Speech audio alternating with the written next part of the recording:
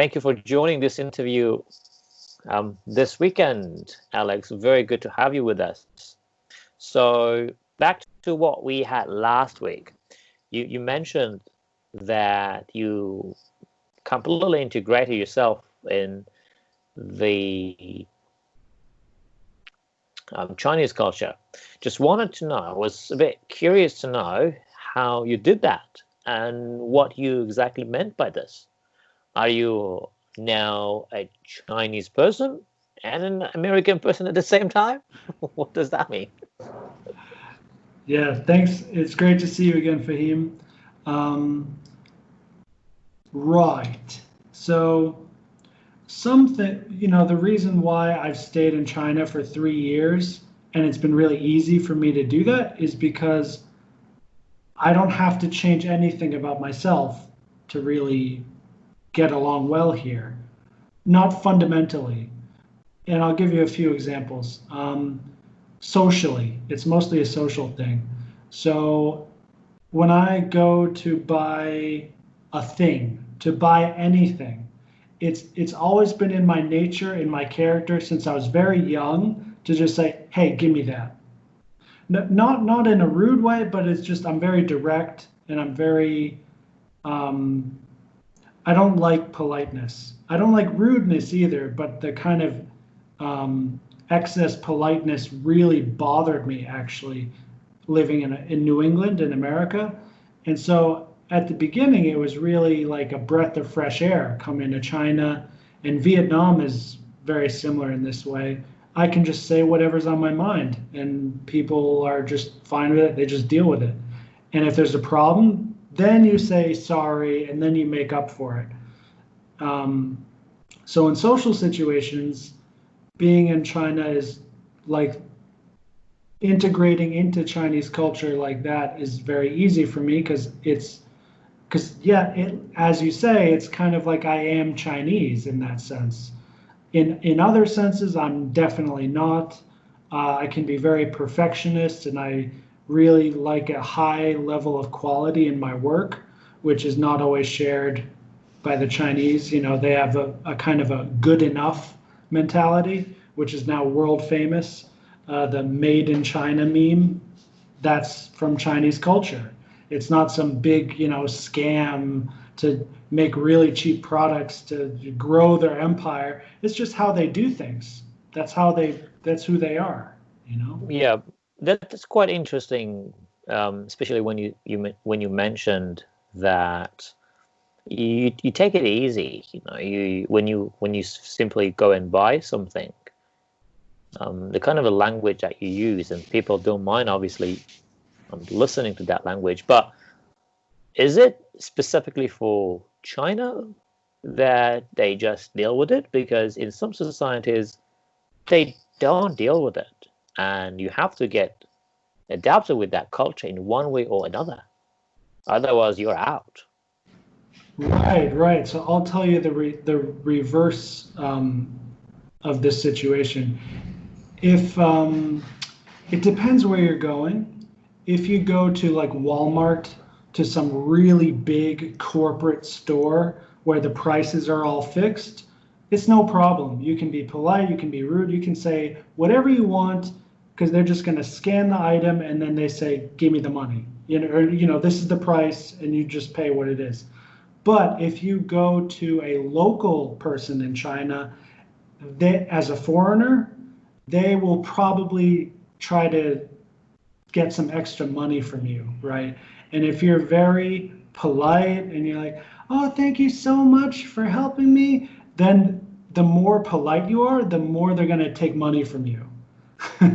So, and that's fine, if you're rich and you don't care. And then of course there's a spiritual problem with that for me is like I like to be humble and I don't want to kind of overburden myself onto others and be always defending myself and different things like this. So I guess that's one reason why there's many other countries in the world, but I would rather live in Japan now, knowing that it would be a much more difficult culture for me to adapt to, but the ultimate value from that would be much higher. It would really change who I am for the better. It would make me much more humble, and I really want to improve in that way. You mentioned that you have integrated into the Chinese culture. Can you give me a few examples?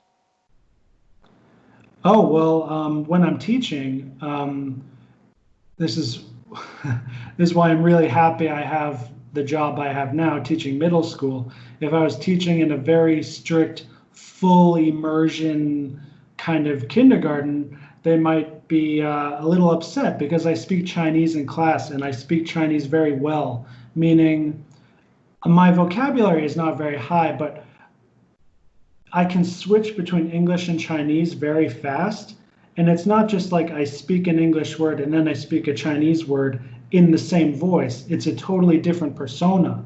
So as soon as I start speaking Chinese, they know to listen in a different way. They know I'm speaking to them at their level, and they instantly resonate and relate with that, and I get a high level of rapport with my students, with literally everyone here. I can just say a few words with the right pronunciation and the right attitude, just how they do it, and they go, "Whoa, I love this guy," you know?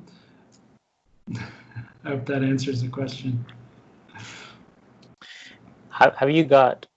Well, you probably should, but have you got many friends from China? Many Chinese friends? I actually don't, and that's another reason why I might be leaving soon. I have a few good friends. When I first came to China, I was teaching in college, so a lot of my students were basically adults. They were young adults, 19 years old. So I was really friendly with all of them, and I still have a lot of their contact info. But I haven't actually really kept in touch with them. As far as the few close friends I have, there's a young man named Knox. He's just exactly my age, and we met very serendipitously at a Buddhist temple where they do a really good vegetarian buffet, and he's a close friend. I would definitely consider him a close friend. I'll keep. And then Chris, she lived in America for a while, so we had a lot of stuff to talk about. But that's about it. And then I have my Chinese friends in this city and other cities who are devotees of Krishna. So but that's not really a friendship. That's more like a family thing. It's like a spiritual family relationship, you know? And I'm not that close with any of them. Yeah. Simply because you talked about the relationship that you have developed with your students, and I just wanted to know how you have been able to develop similar kind of relationship or friendship with the local people in China. So I haven't really been able to do that. I'm very good at friendliness, being friendly with others, and they're typically very friendly with me. That's why I've come here. But getting a real friendship, a real back and forth kind of friendship that will endure, I only have a couple of those out of 3 years in China. There was one guy around your age, just a little bit younger than me, from last year. He was a translator. Like, he could speak pretty good English, and we worked together, and we did hang out together too. But it didn't.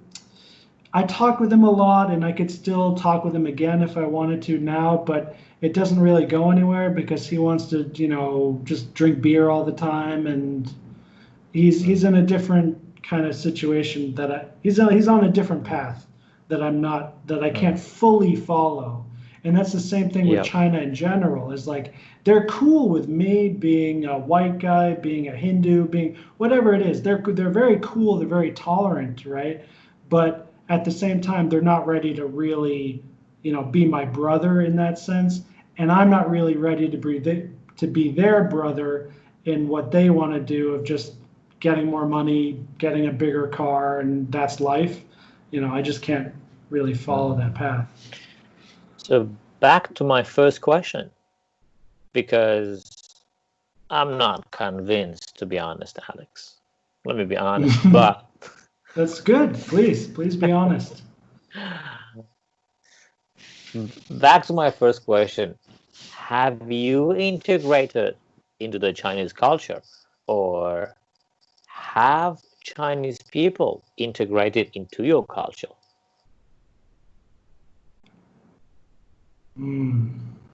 Well, one thing that's happened is because I have adapted or integrated too many things from Chinese culture into my life that are not compatible with a lot of my Western friends, especially Americans.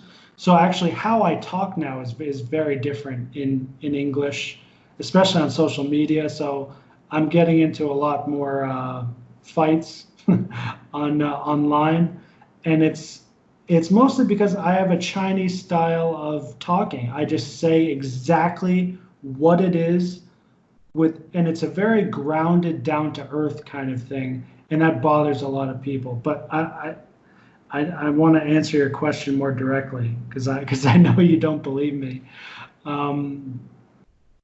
So Chinese culture, has many different facets, right? So if you're asking me, have I fully integrated to the totality of Chinese culture? No, absolutely not. And I would also add, I never fully integrated to American culture in the full sense. Because if I was fully integrated into American culture, then I would have just stayed in America. Because, we to be fully integrated into a culture, I think means you really fit in, or at least in whatever subculture you're a part of, you at least fully fit into that. And I've never really found that anywhere, including my religion, my hobbies, the nation that I live in. I've never completely fit in really anywhere, it seems.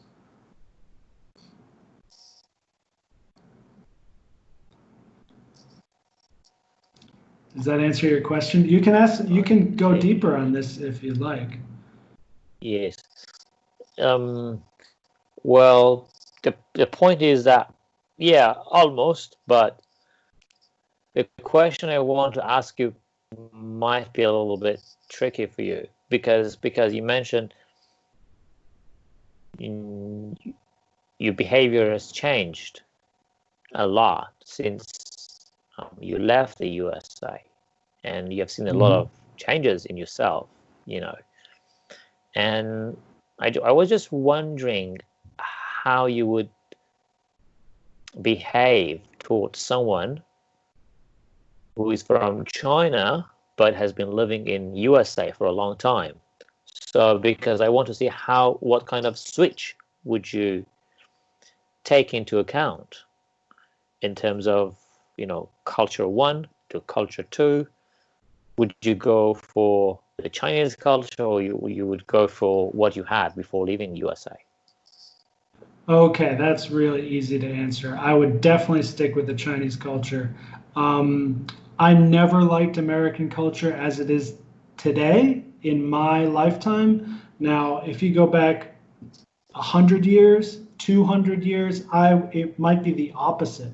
I might really love American culture from the 1700s, 1800s, early 1800s probably. But and it'd be really interesting to meet a Chinese person who's lived in the West for a while. I have met people here in this city, like my friend from last year who I mentioned. He studied high school in Australia, so he does have a lot of Western experience, but he's still ultimately a Chinese person who hangs out with other Chinese people, and he's still very Chinese, but he has these really cool stories that a lot of his friends don't have.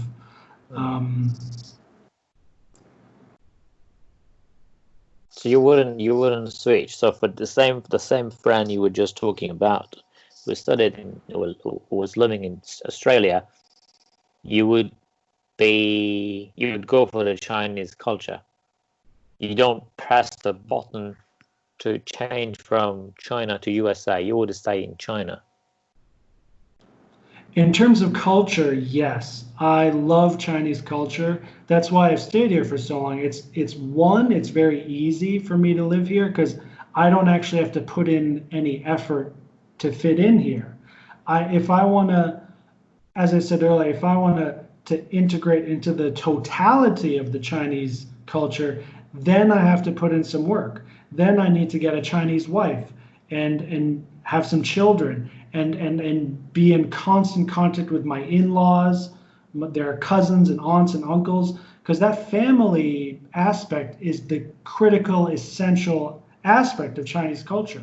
And I'm only seeing that on the periphery.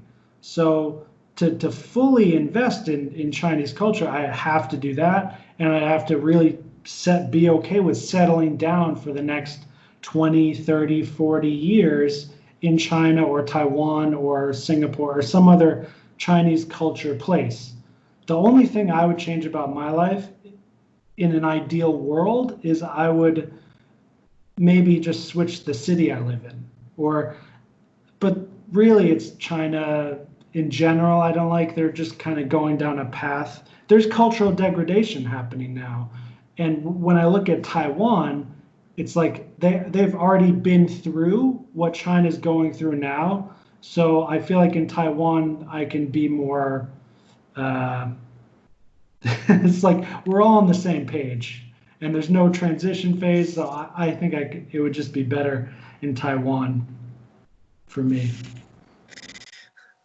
If you change the city, would that make a big difference?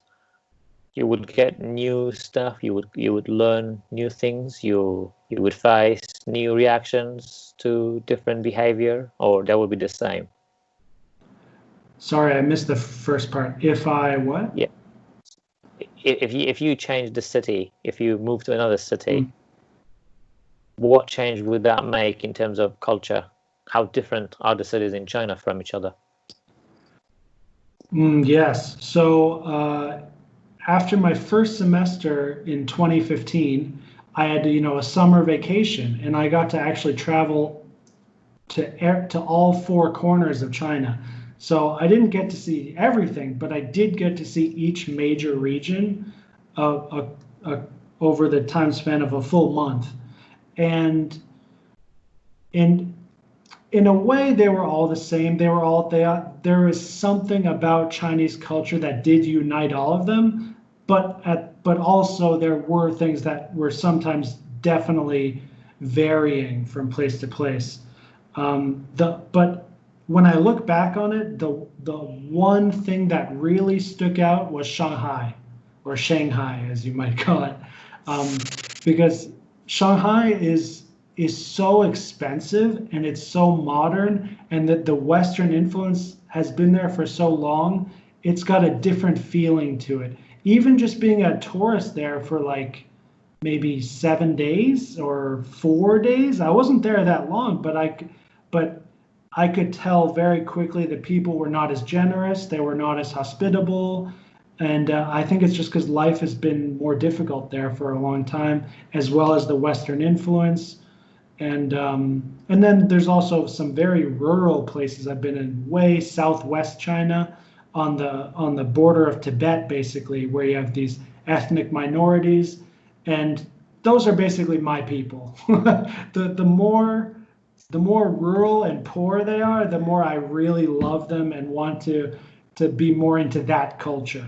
It doesn't even have to be China. It could be Indian culture, Native American culture. That's great because these people have kept their traditions for a very long time in the past, which means it works. Otherwise, their traditions would have died off. And I think there's gold there in terms of cultural wisdom. They're holding on to gold in a way that you'll never find in a big city like Shanghai. A very good, very complete explanation, Alex. I think